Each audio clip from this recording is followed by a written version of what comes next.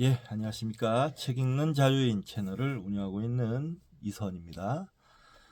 이번 시간 2026년 3월 8일 일요일, 지금 시각은 오후 6시 7분입니다. 오늘 두 번째 시간인데요. 오늘 12시부터 야구를 보면서 수다니 바타 필사를 길게 했고요. 저는 그 후에 정견이 데리고 산책을 갔다 왔습니다. 목욕시키고 라면 하나 끓여 먹고 자리에 앉았는데 내일 월요일인데 일을 해야 되는데 왜 이렇게 일하기가 싫은지 모르겠네요. 참 그렇습니다. 자, 이번 시간 죽음의 부정 6장 미디어부가 할 텐데요. 책 한 권 소개시켜 드리도록 하겠습니다. 출생 외상 오토랑크 지음 김옥주, 김혜연, 옹김. 출판사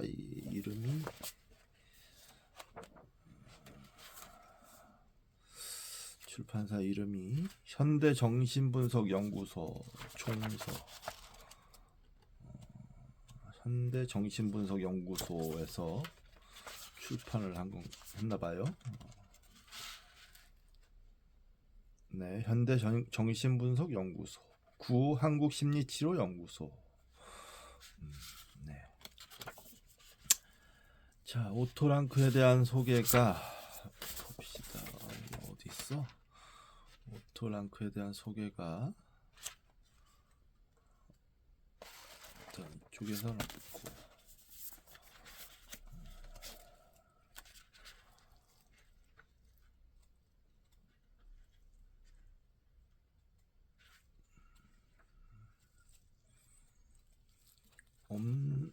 일단 없어 보이네요. 안 보입니다. 예. 옴기니, 김옥주.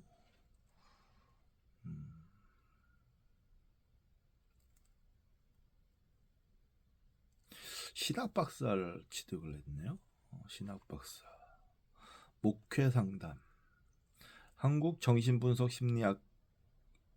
심리상담학회에서 정신분석 수련 과정 거쳐서 전문 심리상담사 1급. 옴기니 김혜연, 협성대학교. 이분도 신학과를 졸업했네요. 신학과. 미국에서 석사학위를 받았고요. 미국 목사 재직하다가 전문 심리 상담사로. 그렇군요. 왜 신학자들이 이쪽 정신분석 쪽으로 오는 경우가 꽤 있는 것 같긴 하더라고요. 오토랑크는 요 죽음의 부정에서 앞부분에서 소개를 좀 공부를 좀 했죠.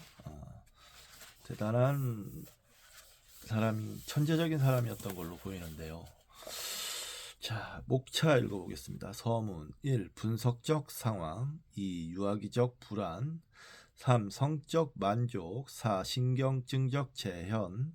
5. 상징적 적응. 6. 영웅적 보상. 7. 종교적 승화. 8. 예술적 이상화. 9. 철학적 사유. 10. 정신분석적 지식. 11. 치료적 측면.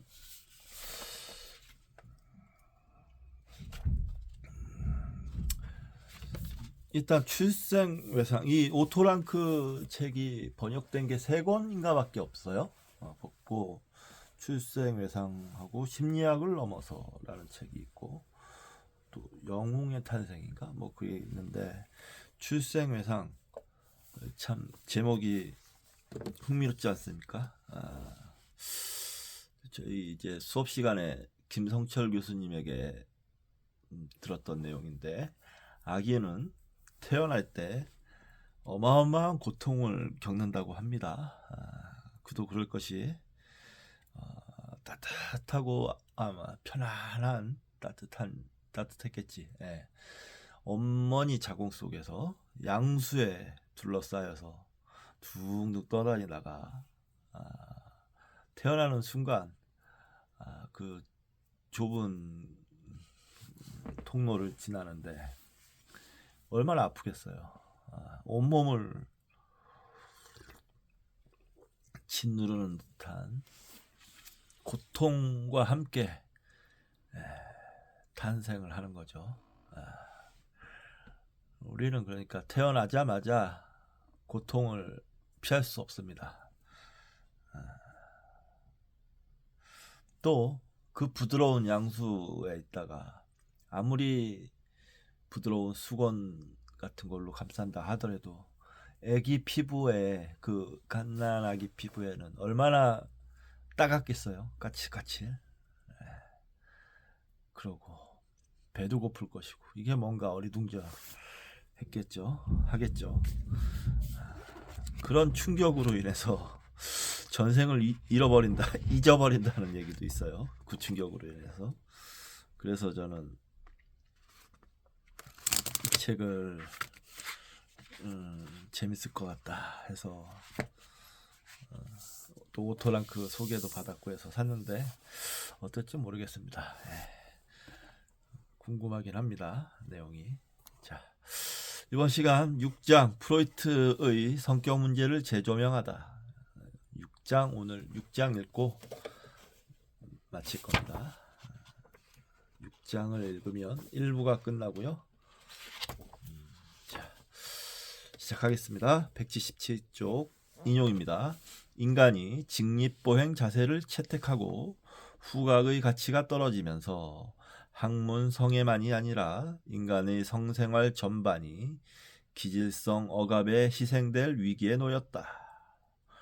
모든 신경증 환자를 비롯하여 많은 사람이 오줌과 똥 사이에서 태어났다는 사실을 참을 수 없는 일로 생각한다.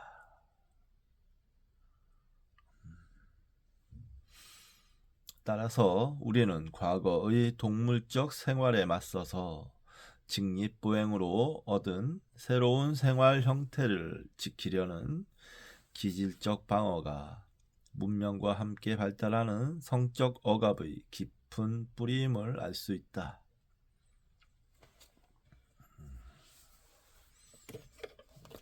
직립보행으로 인한 여러 부작용이라고 해야 될까요? 달라진 점이 많이 있겠죠. 즉 이것도 문명 속의 불만에서 나온 건데 이 책을 사긴 샀는데 아직 오지 않고 있네요. 중고책으로 샀는데. 자, 앞장에서 나는 키르케고르가 임상심리학이 등장하기 오래전에 인간의 성격과 성장이라는 문제를 천재적 예리함으로 이해했음을 밝히려 노력했다. 키르케고르는 정신분석 이론의 몇 가지 근본을 예측했으며 그 이론 넘어 신앙의 문제까지, 그리하여 가장 깊은 인간 이해에까지 도달했다. 이 주장을 옹호하는 것이 이 책의 과제 중 하나다. 그러려면 프로이트의 성격 문제를 내가 보는 바대로 간략하게 서술하지 않을 수 없다. 프로이트도 정신분석 이론을 한계까지 밀어붙였지만 신앙에 이르지는 않았는데 그의 성격에서 적어도 일부 이유를 알 수 있다.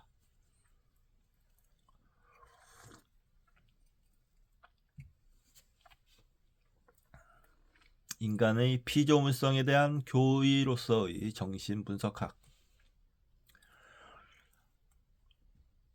프로이트 사상혁명에서 놀라운 점은 우리가 여전히 그것을 소화할 수도 무시할 수도 없다는 점이다. 프로이트주의는 비난하는 유령처럼 현대인을 내려다보며 서 있다. 많은 이들이 지적했듯 이 점에서 프로이트는 성경 속 예언자와 비슷하다. 그는 아무도 듣고 싶어하지 않고 앞으로도 아무도 듣고 싶어하지 않을 진실을 말하는 우상 파괴자였다. 그 진실은 노먼 오 브라운이 언급했듯 프로이트가 인간의 기본적 피조물성에 전혀 환상을 품지 않았다는 것이다. 프로이트는 성 아우구스티누스를 인용하기까지 했다. 인간의 기본적 피조물성이라는 문제에서 프로이트는 종교와의 연관성을 느낀 것이 틀림없다. 그런데 그는 종교를 가로 열고 좋게 말해서 가로 닫고 전혀 호의적으로 평가하지 않았다. 그는 어떤 종교도 호의적으로 평가하지 않았으나 우리는 인간의 기본적 본성처럼 근본적인 문제에서도 그를 아우구스티누스주의자 키르케고르와 대등하게 놓을 수 있다. 이것은 중요한 문제다. 프로이트 특유의 염세주의와 냉소가 여전히 그의 사상에서 가장 동시대적인 이유가 이로써 설명된다. 그의 염세주의는 현실과 과학적 진실에 바탕을 둔 염세주의다.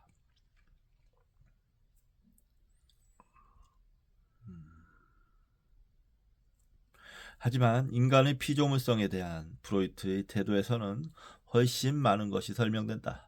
프로이트가 인간의 피조물성을 집요하게 주장한 것 하나만 놓고 봐도 그가 인간에 대한 본능주의적 관점을 고집한 이유, 즉 정신분석 이론에서 무엇이 틀렸는지가 거의 설명된다.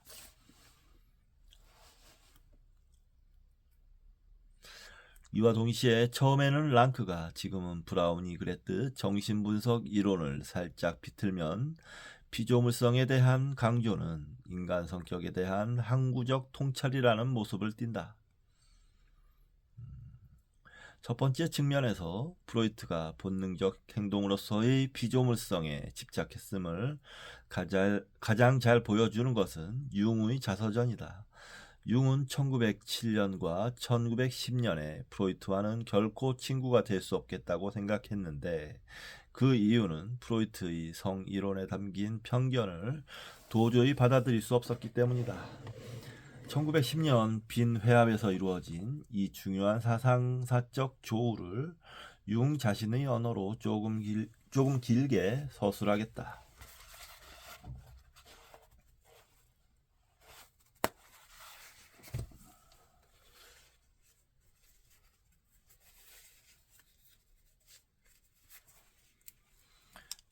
오후가 되니까 얼굴에 개기름이 잘잘잘 흐르면서 자꾸 안경이 흘러내리네요. 네.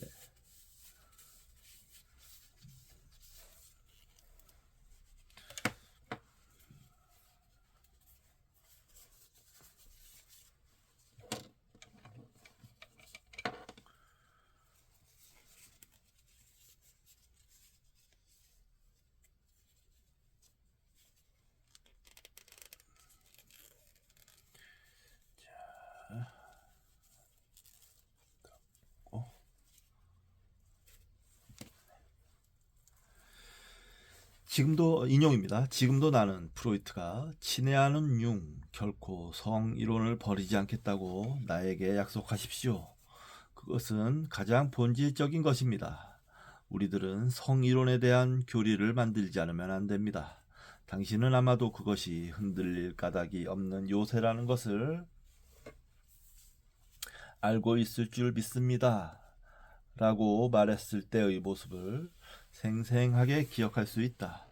그는 이 말을 정서를 담뿍 담고 마치 아버지가 아들에게 사랑하는 아들아, 일요일이면 반드시 교회에 가겠다고 아버지에게 약속해 주렴 하는 투로 말했던 것이다. 약간 놀란 나는 그에게 반문했다. 요새라뇨? 대체 무엇에 대한 요새란 말입니까? 그는 이렇게 대답했다.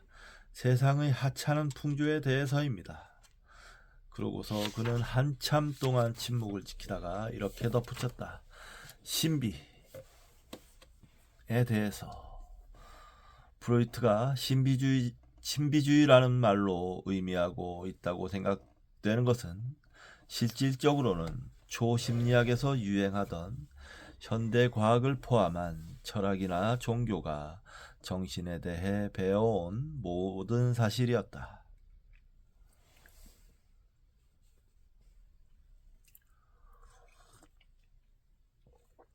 (1907년) 초기 회합에 대해서는 이렇게 밝히고 있다.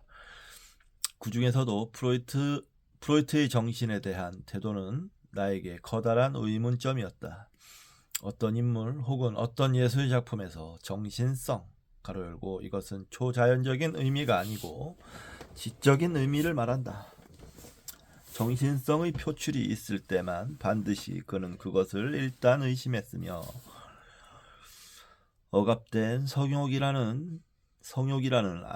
성욕이라고 암시하는 것이었다. 성욕으로서 직접 해석되지 않는 것은 아무 것이나 정신 성욕이라고 말했다. 나는 이 가설을 끝까지 규명해 나간다면 문화에 대한 파괴적인 견해가 될 것이라고 주장했다.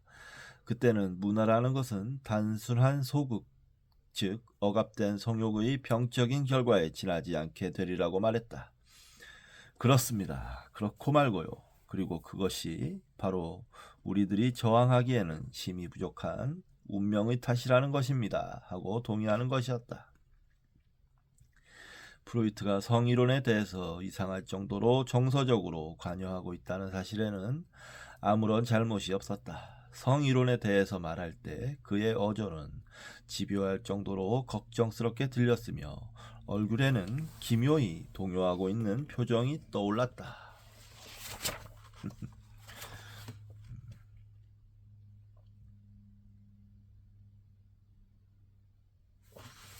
융은 그런 비과학적인 태도를 받아들일 수 없었다.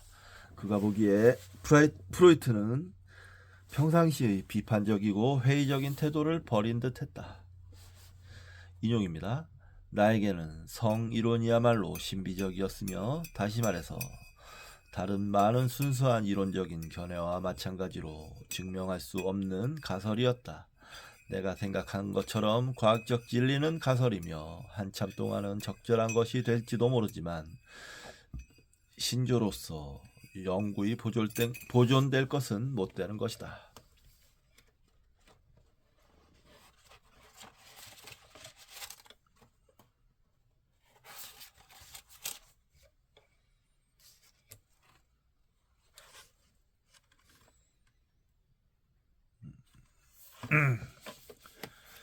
융은 프로이트의 이런 면에 혼란과 회의를 느꼈지만 오늘날 우리는 무엇이 문제였는지 똑똑히 안다.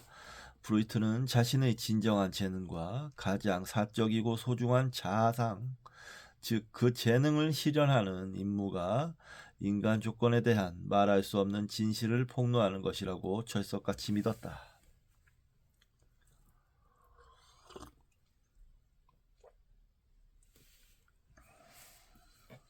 그는 이 말할 수 없는 진실이 본능적 성과 그 성에 이바지하는 본능적 공격성이라고 생각했다.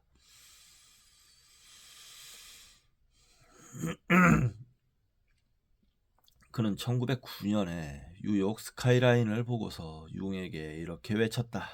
우리의 이야기를 들으면 저들은 깜짝 놀랄 것세. 오컬트는 인간의 기본적 피조물성에 대해 거짓말을 하는 모든 것, 인간을 동물과 질적으로 다른 고귀하고 영적인 창조자로 둔갑시키려 하는 모든 것이었다. 그에 따르면 이런 종류의 자기기만적이고 자기확장적인 오컬트주의는 인간 정신에 새겨진 허울 좋은 사회적 합의였다. 이 오컬트주의는 모든 나라와 종교와 세속을 망라한 모든 연단에서 설교되었으며 너무나 오랫동안 인간의 진짜 동기를 얼버무렸다. 이 오래된 가면을 공격하고 난공불락의 방벽 뒤에 단단히 세운 역신조로 분쇄하는 것은 정신분석학이 오롯이 맡아야 할 임무였다. 그보다 약해서는 소용이 없었다. 거기에 못 미치는 것으로는 인간의 자기기만처럼 오래된 강적을 공격할 수 없었다. 그리하여 우리는 프로이트가 초기에 융에게 당부할 때 어떤 감정을 품었는지, 프로이트가 가로 열고 2장 제4에서처럼 가로 닫고 마지막 저작들에서 어떻게 진지하고도 치밀한 과학적 폭로를 하게 되었는지 이해할 수 있다. 그의 정체성은 하나이자 고스란했다. 융과 아들러가 처음부터 알았듯 프로이트의 신조가 틀렸음은 오늘날 우리에게도 분명하다. 인간은 성과 공격성의 본능을 타고나지 않았다.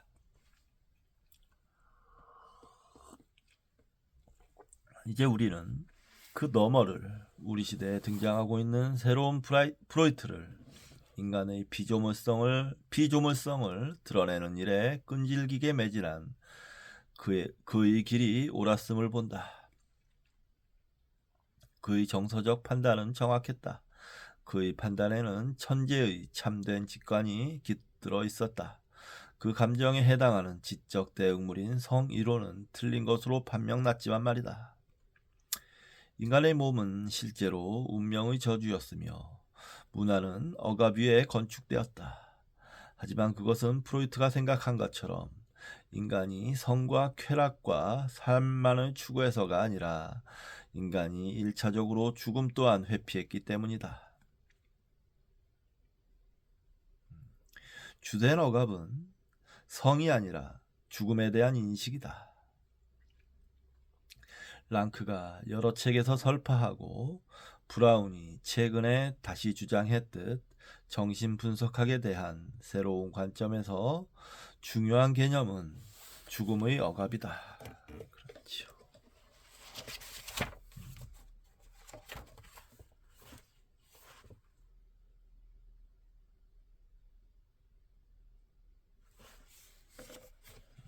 이것이야말로 인간의 피조물적 성격이며 이것이야말로 문화의 토대가 된 억압, 자의식적 동물 고유의 억압이다. 프로이트는 그 저주를 보았으며 온 힘을 다해 이를 폭로하는 일에 생애를 바쳤다.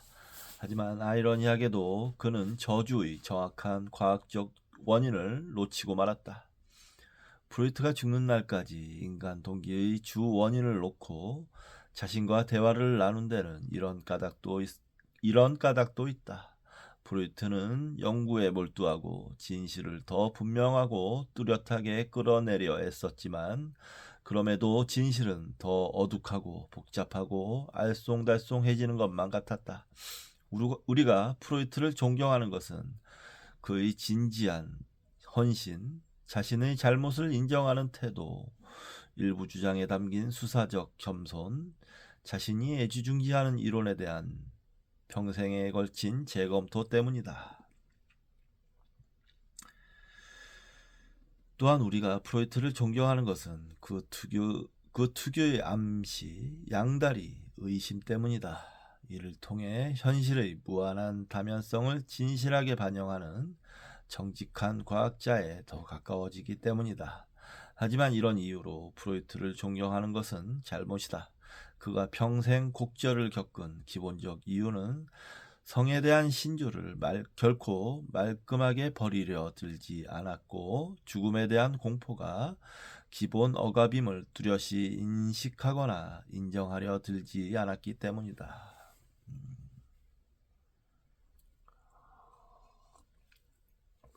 대단히 큰 차이가 있군요.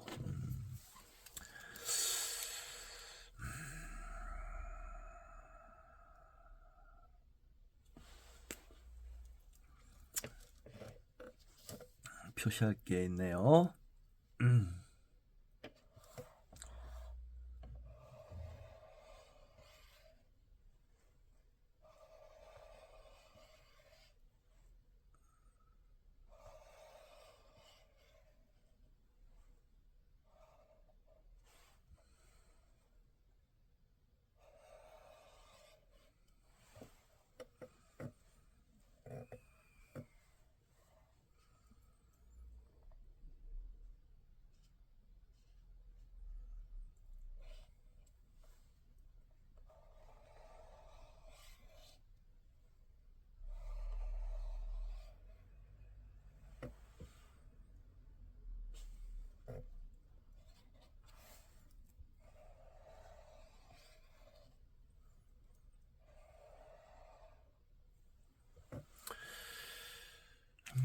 프로이트는 왜 하긴 뭐 자기 이론을 끝까지 고수하고 싶은 어떻게든 합리화하는 그런 고집이 생겼을 수 있죠.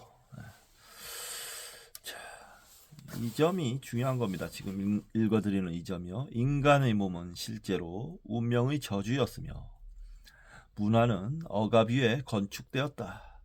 하지만 그것은 프로이트가 생각한 것처럼 인간이 성과 쾌락과 삶만을 추구해서가 아니라 인간이 1차적으로 죽음 또한 회피했기 때문이다. 주된 억압은 성이 아니라 죽음에 대한 인식이다. 랑크가 여러 책에서 설파하고 브라운이 최근에 다시 주장했듯 정신분석학에 대한 새로운 관념에서 중요 개념은 죽음의 억압이다. 이것이야말로 인간의 피조물적 성격이며 이것이야말로 문화의 토대가 된 억압, 자의식적 동물 고유의 억압이다.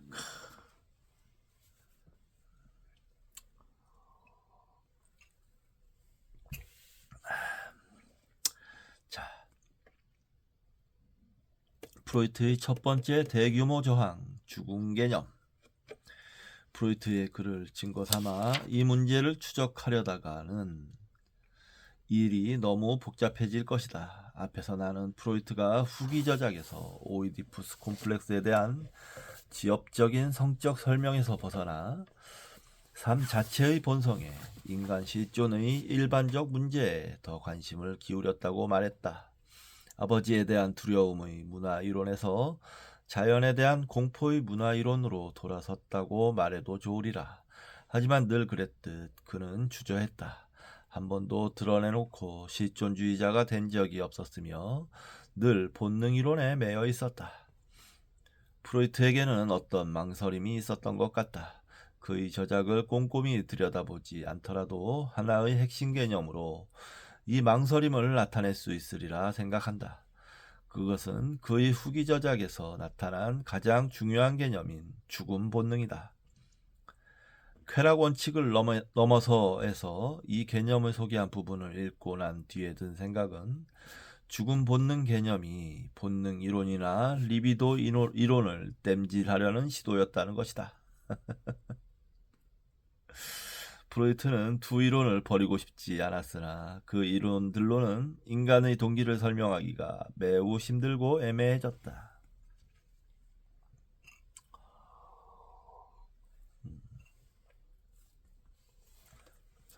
모든 꿈, 심지어 불안, 몽조차도 소원을 성취라는 꿈 이론의 궤변을 정당화하거나 인간이 순전히 쾌락을 쫓는 동물이라는 정신분석학의 기본 주장을 고수하기 힘들어졌다. 또한 자신과 타자에 대한 인간의 공포와 투쟁은 성과 공격성의 본능적 갈등으로 쉽게 설명되지 않았다. 특히 자신의 만족과 확장을 추구하는 에로스, 리비도, 날것의 생명력이 개인에게 활기를 불어넣는다고 생각한다면 더더욱 난감했다.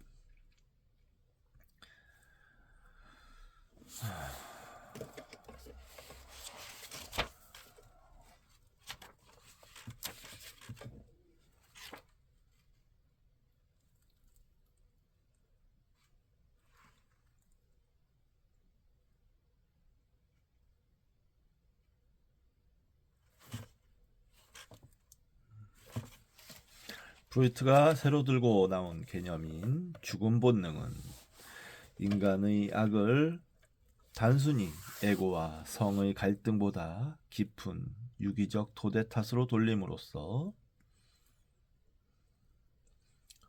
이전의 본능 이론을 고스란히 보존하는 수단이었다. 이제 그는 삶을 향한 충동과 더불어 죽음을 향한 충동이 내재되어 있다고 주장했다. 그럼으로써 인간의 폭력적 공격성, 증오, 악을 세우면서도 여전히 생물학적인 방식으로 설명할 수 있었다. 인간의 공격성은 삶 본능과 죽음 본능의 융합을 통해 생겨났다. 죽음 본능은 유기체의 죽으려는 욕망을 대표하지만 유기체는 그 욕망을 바깥으로 돌려 죽음 충동으로부터 자신을 구할 수 있다. 그러면 죽으려는 욕망이 죽이려는 욕망으로 대체되고 인간은 남을 죽임으로써 자신의 죽음 본능을 물리친다. 이것은 새롭고 간단한 양면성이었다. 그럼으로써 프로이트는 리비도 이론을 정돈하여 자신의 주된 예언자 임무 가로 열고 인간을 동물계에 단단히 포함된 존재로 선언하는 것 가로 닫고 임무를 지키는 방벽으로 유지할 수 있었다. 또한 생리학, 화학, 생물학과 단절하지 않고서 심리학을 총체적이고 단순한 환원주의적 과학으로 만들려는 희망은 여전히 간직할 수 있었다. 프로이트가 틀렸네요. 네.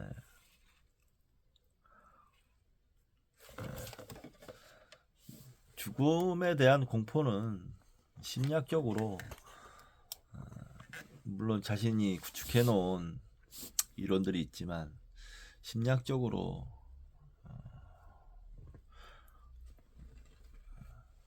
전폭적으로 받아들여야 할 이론이죠. 이거를 완전히 자기 이론을 못 버리고 이 이론을 자기 죽음에 대한 공포 이론을 공포 회피 이론을 자기 이론에 대한 보조 수단으로 되돌리는 거는 잘못됐다고 봅니다. 프로이트가 어거지를 썼다 이런 생각이 좀 드네요. 아닌 게 아니라 죽으려는 본능을 남을 죽임으로써 가라앉힌다고 이야기함으로써 프로이트는 개인 자신의 죽음과 인류가 저지르는 학살을 연관시킬 수 있었다. 하지만 이를 위해서는 인간 행동을 설명하는데 끊임없이 본능을 개입시켜야 하는 대가를 치러야 했다. 여기서도 우리는 참된 통찰이 그릇된 설명과 결합하면서 프로이트가 요령 부득이 돼버린 것을 본다. 그는 실로 직접적인 실존주의적 수준의 설명에는 도달할 수 없었던 듯하다. 왠지 프로이트 하면 실존주의와 밀접 관련이 아주 가까울 것 같으면서도 실존주의라고는 얘기할 수 없었던 이유를 알겠네요. 네. 죽음에 대한 내장된 본능적 충동이 아니라 죽음에 대한 저항이라는 근거에서 인간의 지속성, 빛, 하등 동물과의 차이를 확립할 수도 없었다.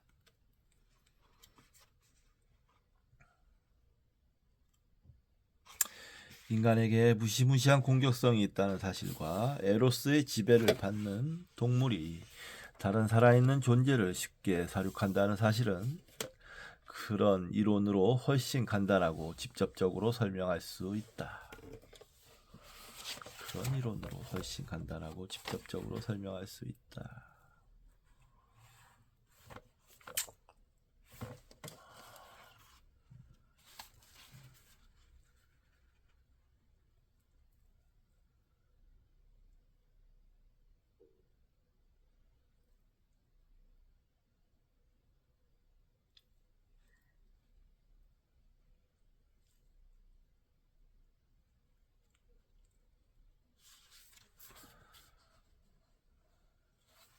인간에게는 무시무시한 공격성이 있다는 사실과 에로스의 지배를 받는 동물이 다른 살아있는 존재를 쉽게 사륙한다는 사실은 죽임은 생물학적 한계에 대한 상징적 해결책이다. 죽임은 인간 동물 안에서 생물학적 차원 가로 열고 동물 불안 가로 닫고 과 상징적 차원 가로 열고 죽음 공포 가로 닫고 차원이 합쳐지면서 일어난다. 다음 절에서 보겠지만 이 역학을 가장 근사하게 설명한 사람은 랑크다. 에고의 죽음 공포는 상대방을 죽이고 희생시킴으로써 줄어든다. 상대방의 죽음을 통해 죽음과 죽임당함의 형벌에서 자유로워지는 것이다.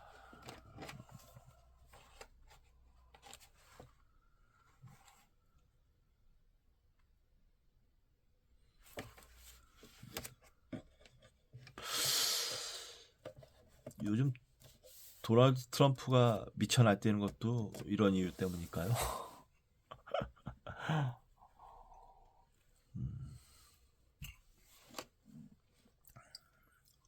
도널드 트럼프가 나이가 80이 넘었죠? 참, 노인네 하나 때문에 온 지구가 몸살을 앓고 있는데, 이런 그 저변에는 이런 심리학적인 실존적이라고 해야겠네. 실존적인 이유가 있을지도 모르겠습니다. 죽음 본능에 대한 프로이트의 베베 꼬인 설명은 역사의 쓰레기통에 쳐넣어도 무방할 것이다. 헌신적 예언자가 자신의 기본 교리를 지적으로 온전하게 간직하려는 기발한 시도로서만 흥미로울 뿐이다. 하지만 이 문제에 대한 프로이트의 노고에서 이끌어낼 수 있는 두 번째 결론은 훨씬 중요하다.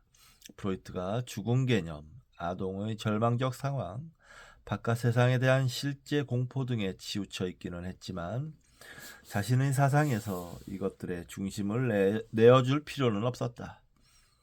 인간에 대한 자신의 시각을 주로 성적 쾌락을 추구하는 동물에서 겁에 질려 죽음을 회피하는 동물로 바꿀 필요는 없었던 것이다. 죽음이 생물학적 조건의 일부로서 무의식적으로 인간 안에 깃들어 있다고 말하는 것으로 충분했다. 본능으로서의 죽음이라는 허구 덕에 프로이트는 죽음 공포를 에고 지배라는 주된 인간 문제로서 자신의 설명 바깥에 둘 수 있었다. 죽음이 유기체의 생명 과정 안에 자연스럽게 깃들어 있다면 죽음이 억압되었다고 말하지 않아도 되니 말이다.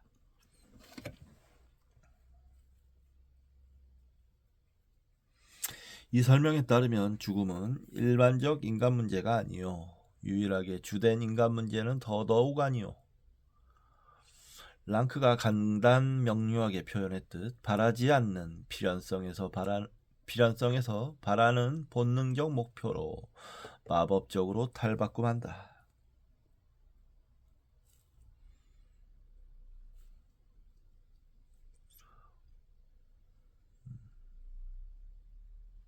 랑크는 이렇게 덧붙였다. 이 이데올로기가 주는 위안은 논리적이지도 오래가지도 못한다. 랑크 말 맞다나 이런 식으로 프로이트는 죽음 문제를 죽음 본능으로 전환하여 처리했다. 죽음 본능이라.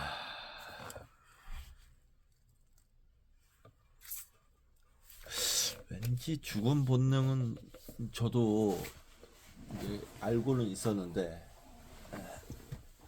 뭐라 그러더라?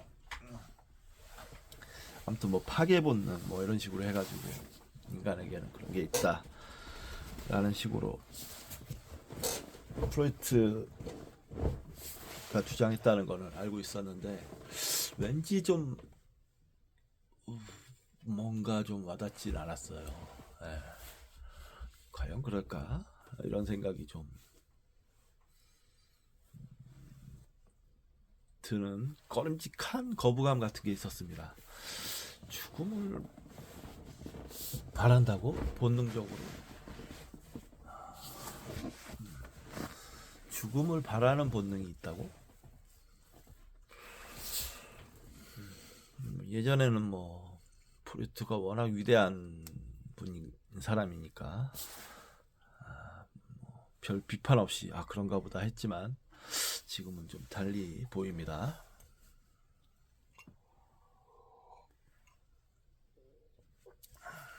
인용입니다. 불가피한 죽음 문제를 마침내 맞닥뜨렸을 때조차 그는 그 소망과 조화를 이루는 새 의미를 부여할 방법을 찾았다. 그는 죽음 공포 대신 죽음 본능을 말했기 때문이다. 한편 공포 자체는 가로 열고 죽음이 그다지 위협적이지 않은 가로 닫고 딴 곳에서 처리했다. 그는 일반적 공포를 특수한 성적 공포 가로 열고 거세 공포 가로 닫고로 바꿨으며 성해방을 통해 이 공포를 치료하고자 했다.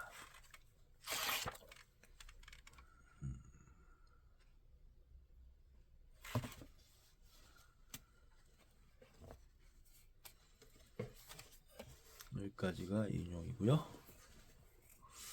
이것은 오늘날 정신분석학에 대한 비판으로도 손색이 없다. 랑크는 이렇게 개탄했다. 인용입니다. 그 현상에 매달렸다면 죽음 충동 논의가 가로 열고 보편적이고 근본적인 가로 닫고 죽음 공포를 정신분석학 문헌에서와 같은 정도로 간과할 수 있는지 이해하는 것이 불가능할 것이다.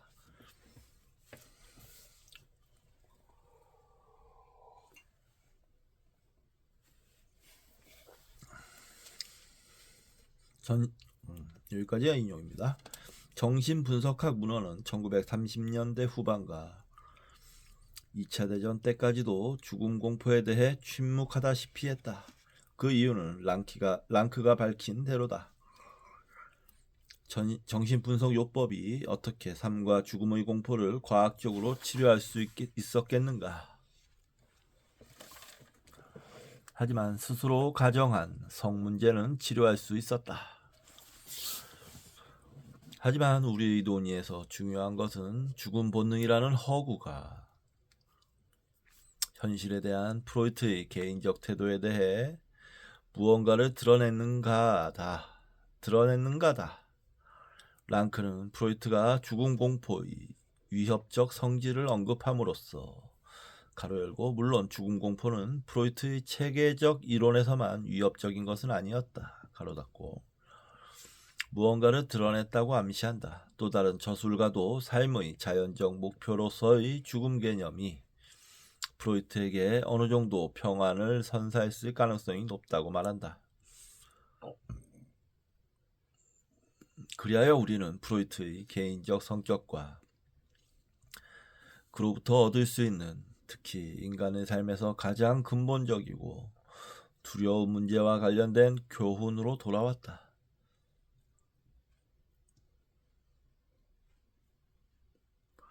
다행히도 어니스트 존스의 애정어린 전기에 인간 프로이트의 모습이 풍성하게 기록되어 있다. 우리는 그의 평생에 걸친 편두통, 부비강 질환, 전립선 문제, 고질적 변비, 강박적 시가 흡연에 대해 안다. 그가 주변 사람들을 얼마나 의심했는지, 충성과 선배로서의 인정과 사상가로서의 대접을 얼마나 바랐는지, 아들러와 융과 랑크 같은 반대자들에게 얼마나 옹졸했는지도 안다. 아들러의 죽음에 붙인 그의 유명한 논평은 이를 데 없이 냉소적이다. 인용입니다. 빈 교회 출신의 유대인 소년에게 에버딘에서의 죽음은 그 자체로 듣도 보도 못한 성공이었으며 그가 얼마나 출세했는지 보여주는 증거다. 세상은 그가 내놓은 모순된 정신분석 이론에 진정으로 후하게 보답했다. 아이고, 돌아가신 분한테 아주 뒤끝 장렬이네요. 주표시가 있습니다. 존스의 전기는 프로이트에 대한 상세한 사실들을 솔직하고 풍성하게 언급하지만 그에게 영웅적 이미지를 부여하도록 짜맞추어졌다. 지금은 이 책이 인간 프로이트에 대한 객관적인 최종 평가가 아니라는 것이 중론이다. 에리 프롬은 지그문트 프로이트 미션에서 이 점을 날카롭게 지적했다. 최근에 폴 로즈는 존스의 자료와 그 밖의 많은 자료를 재검토하여 프로이트의 더 포괄적인 인간적 면모를 제시했다. 그의 중요한 책 브라더 애니멀을 보라. 특히 타우스크에 대한 프로이트의 논평은 아들러에 대한 인용문과 비교해보라. 타우스크에 대한 프로이트의 논평을 아들러에 대한 인용문과 비교해보라. 프로이트의 성격에 대한 로즌의 관점은 나중에 더 소개할 것이다. 프로이트의 인간적 면모에 대한 또 다른 탁월한 저술로는 헬렌 워커 퓨너의 훌륭한 평전 프로이트 His Life and His Mind가 있다.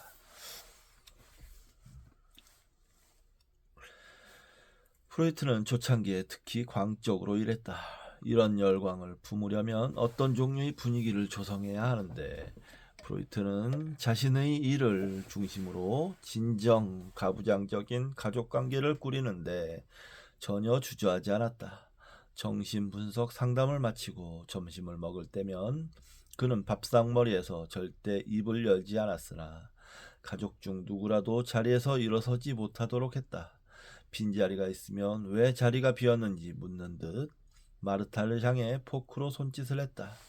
딸 안나의 극단적으로 황홀하고 굴종적인 태도는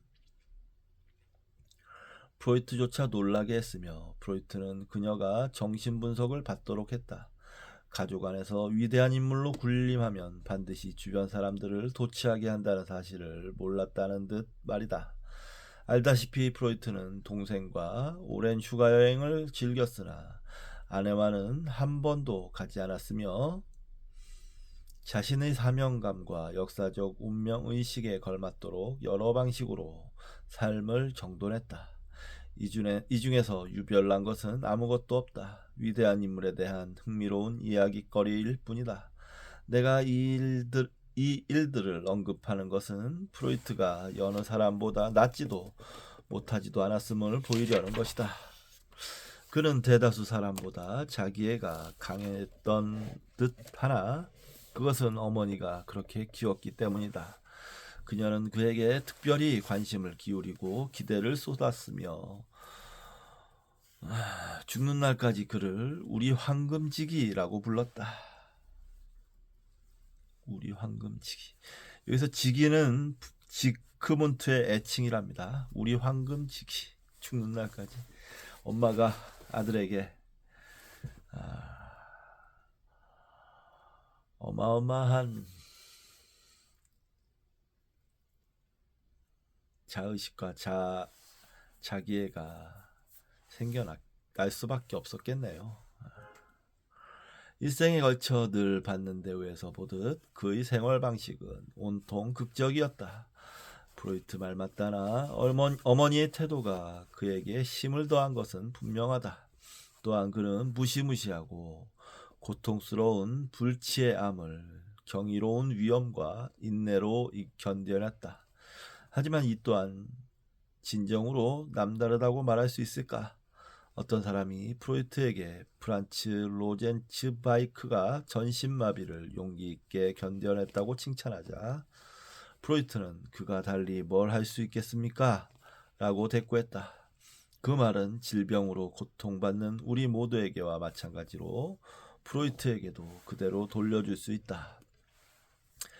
프로이트가 통증에도 불구하고 약을 최소한으로 줄이고 끝까지 글을 쓰면서 일에 매진한 것으로 말하자면 게오르크 지멜도 암에 걸린 뒤에 생각이 둔해진다며 항암제를 거부하면서 끝까지 글을 쓰지 않았던가.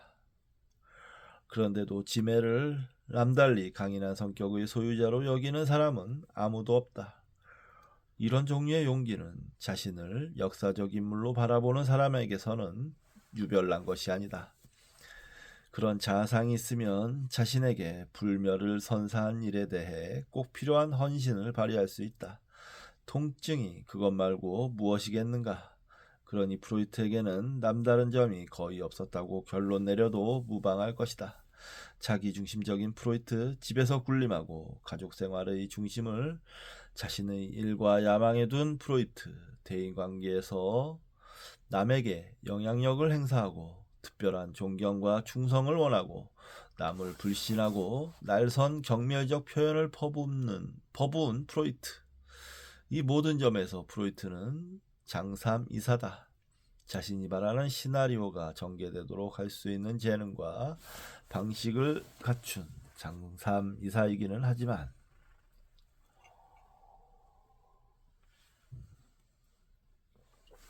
매우 비판적이네요. 그 키르케고르를 묘사할 때와는 달리 상당히 냉소적이고 비판적입니다.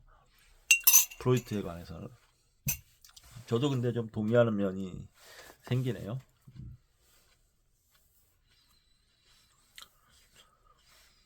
하지만 프로이트는 성찰 없이 곧장 삶에 뛰어드는 직접성의 인간과는 거리가 멀었다.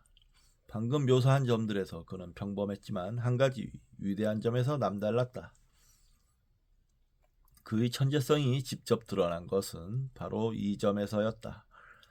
그는 극도로 자기 분석적인 사람으로 자신의 억압을 가린 장막을 걷었으며 죽는 날까지 자신의 가장 깊숙한 동기를 해독하려 애썼다.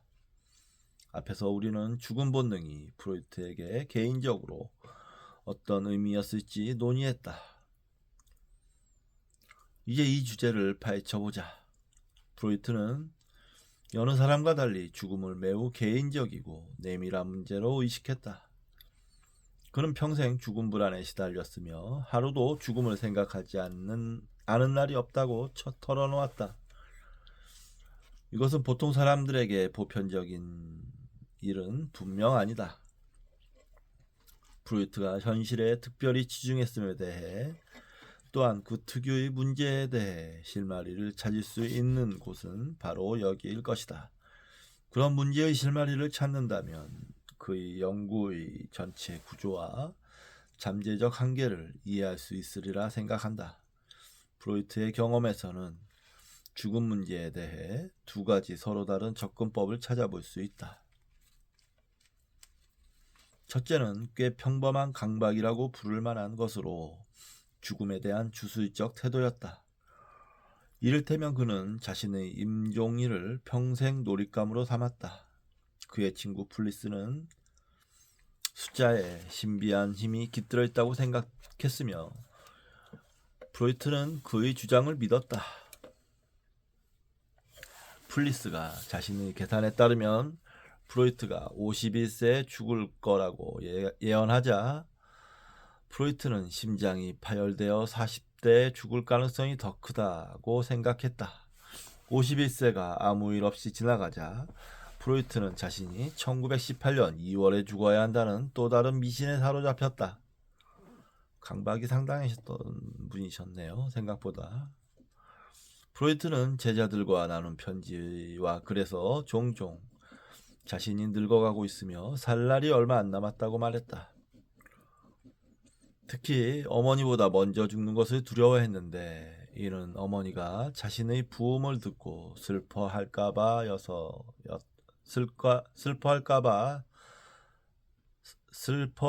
봐서였다.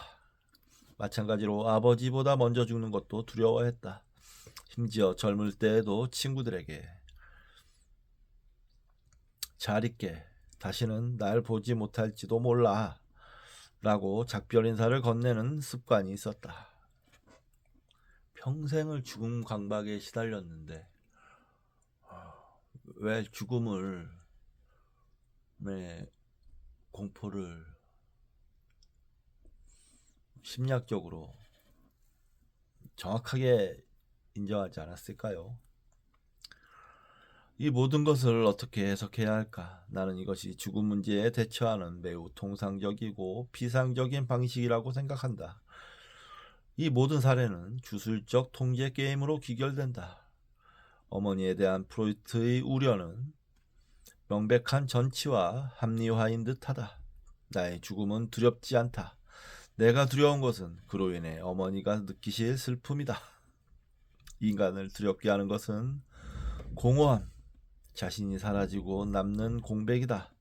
이것을 쉽게 이겨낼 수는 없지만 자신이 사라진 것에 대한 남의 슬픔에는 대처할 수 있다. 인간은 사라지는 대상으로서 자신을 잃는 뚜렷한 공포를 경험하기보다는 남의 이미지에 매달린다. 프로이트가 이 지적 장치를 써먹은 것에는 복잡할 것이 전혀 없다. 하지만 죽음 문제에 대한 프로이트의 반응에는 매우 애매모호한 또 다른 측면이 있다. 그의 전기작가 존스에 따르면 프로이트는 주기적으로 불안 발작을 일으켰다고 한다. 이 불안은 죽음과 기차 여행에 대한 실제 두려움으로 구체화되었다. 죽음의 두려움 때문에 발작을 일으켰을 때 그는 자신이 죽어가는 장면과 사별의 장면을 보았다. 그렇다면 이것은 죽음 개념에 대한 강박적이고 주술적인 게임과 사뭇 다른 문제다. 여기서 프로이트는 자신이 사라진다는 생각을 억압하지 않고 정서적 불안을 오롯이 겪으며 반응한 듯하다. 기차 불안은 물론 약간의 전치이지만 존스도 동의하듯 공포증만큼 통제불능은 아니다. 그런데 금세 알 수 있듯 이 관점에는 문제가 있다.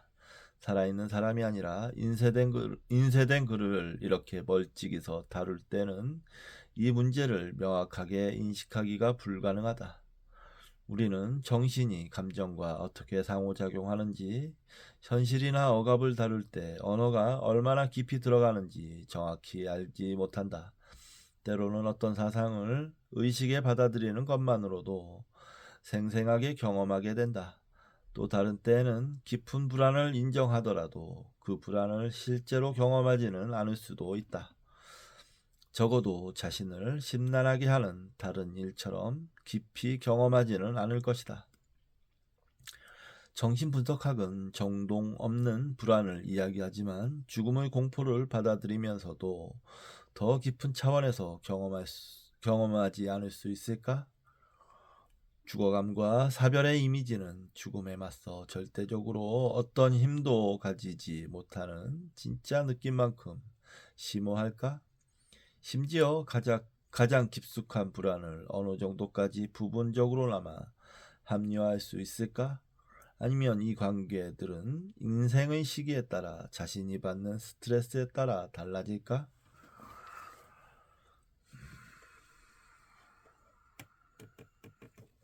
프로이트의 경우 이 의문들의 답을 명쾌하게 알 방법은 없다.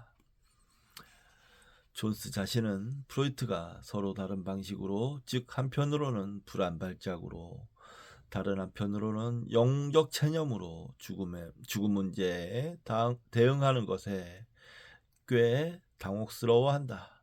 그는 이 상황을 이해하려고 시도하며 이렇게 말한다. 인용입니다. 프로이트는 삶에 대한 어떤 실질적 위험에 대해서도 늘 완전한 용기로 맞섰다. 이는 죽어감에 대한 신경증적 두려움이 문자 그대로가 아닌 다른 의미였음을 입증한다. 여기까지가 인용입니다. 반드시 그런 것은 아니다. 누구든 알려진 질병의 실질적 위험에 대해 프로이트처럼 맞설 수 있는데 그것은 위험이 대상, 즉 적을 부여하기 때문이다. 우리는 그에 맞서 용기를 불러일으킨다. 질병과 죽어감은 여전히 인간이 몸담은 살아감의 과정이다. 하지만 지워지는 것, 세상에 공백을 남기는 것, 망각으로 사라지는 것은 전혀 다른 문제다. 그럼에도 존스의 말은 프로이트를 이해하는 진짜 실마리를 제시한다. 내가 보기에 그는 죽음이라는 사실과 죽음의 정당화 사이에 차이가 있다고 말하는 듯하기 때문이다. 인간의 일생은 이침을 부정하고 자신의 상징적 방식으로 죽음 너머로 확장하려는 양식 또는 시나리오이기에 인간은 자신의 죽음이라는 사실에 종종 개의치 않는다. 죽음을 더 큰 의미로 둘러쌀 수 있기 때문이다. 이 구별을 토대로 우리는 프로이트의 죽음 불안에 대해 납득 가는 몇 가지를 이야기할 수 있다. 그의 사상이 감정과 얼마나 깊이 접촉했는지, 추측하는 무익한 방법 대신 삶의 폭넓은 양식으로부터 단서를 얻음으로써 그를 괴롭힌 것이 무엇인지 파악할 수 있는 것이다.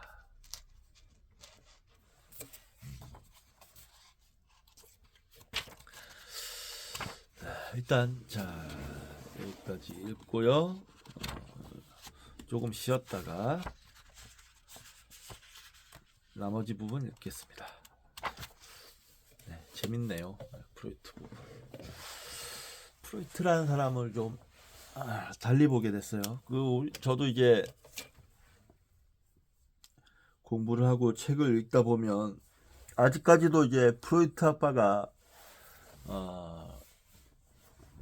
남아 있고 정신분석 학 쪽에서 큰 힘을 발휘하고 있는 걸로 아는데 그 좀 약간 맹목적이라고 해야 될까요? 교조적이라고 해야 될까?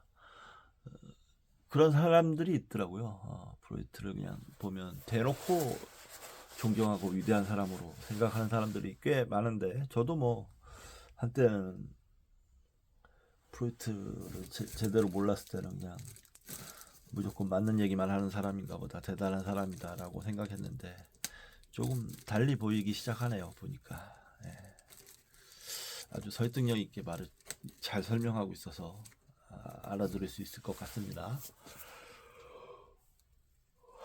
자, 이번 시간 여기서 마치고 잠시 쉬었다가 이어서 읽도록 하겠습니다. 감사합니다.